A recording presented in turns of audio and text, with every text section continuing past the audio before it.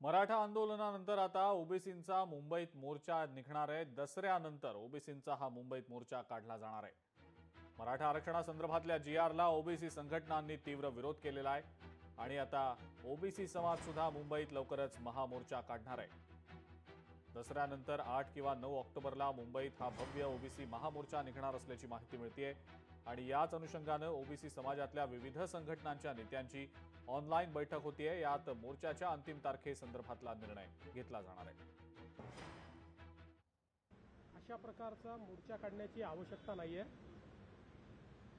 वेगवेगळ्या ओबीसी नेत्यांची माझी देखील चर्चा होते। ज्यावेळेस मी त्यांना नेमका आम्ही काय जीआर काढल्यास सांगतो त्यावेळेस त्यांचं समाधानही होत आहे। आता कोणाला राजकीय दृष्टीने जर एखादे काम करायचं असेल तर त्याला आपण थांबवू शकत नाही।